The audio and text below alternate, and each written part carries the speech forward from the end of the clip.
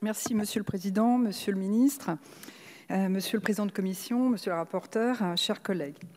Les enfants sont de plus en plus présents dans les vidéos partagées en ligne.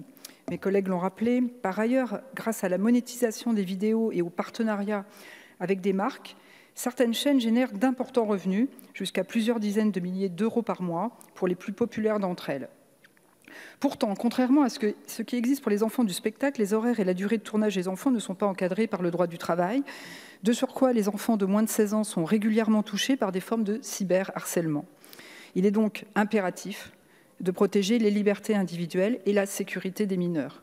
C'est pourquoi nous partageons les objectifs de cette proposition de loi visant à encadrer l'exploitation commerciale de l'image d'enfants de moins de 16 ans sur les plateformes en ligne. C'est pour mettre un terme à cette absence de cadre juridique que notre groupe Liberté et Territoires avait soutenu cette initiative parlementaire, malgré certaines réserves et certains doutes sur son efficacité.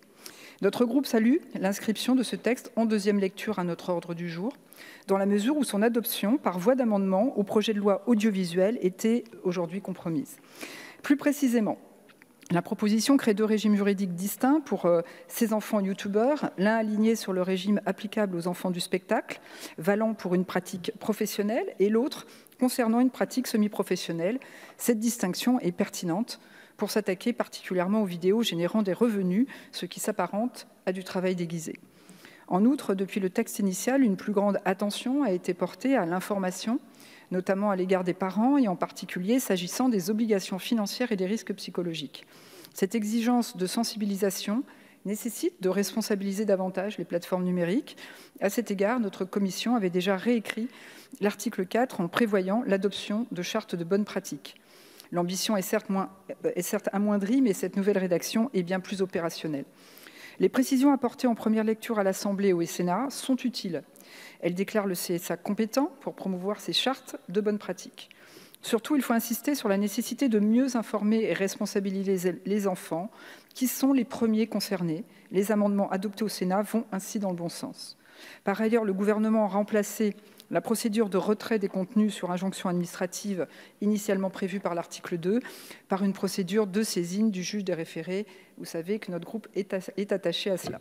Cette procédure permettra au juge de déterminer les mesures les plus adaptées à chaque situation, ce qui nous paraît effectivement un dispositif plus à même d'assurer la conciliation entre la préservation de la liberté d'expression et la protection des mineurs. De manière générale, nous encourageons à aller vers toujours plus de protection des mineurs en ligne, qu'ils soient spectateurs ou créateurs de contenu. Les outils numériques évoluent très vite et le nombre de menaces à l'encontre des enfants tout autant. D'ores et déjà, de nombreux contenus mettant en scène des enfants ne font pas l'objet d'une autorisation des parents. C'est le cas des vidéos sur TikTok. Dans ce cas, il n'est donc pas possible de parler d'exploitation à proprement parler. Ce phénomène méritera une attention supplémentaire de notre part pour prendre en compte la question de l'image des enfants sur Internet dans sa totalité. Cette proposition de loi ne sera très certainement pas suffisante, mais elle est une première pierre à un édifice qui nécessitera à l'avenir des ajustements. La nouvelle rédaction ménage un équilibre plus juste entre la protection des utilisateurs et la garantie de la liberté d'expression. Ces sujets sont délicats, il faut savoir rester vigilant, et la décision du Conseil constitutionnel sur la proposition de loi Avia visant à lutter contre la haine, à laquelle notre groupe s'était opposé, en est une nouvelle preuve. Le travail qui a été réalisé, monsieur le rapporteur, est pertinent et utile. Le groupe Liberté et Territoires votera en faveur de cette proposition de loi. Je vous remercie. Merci beaucoup, Madame Dumas.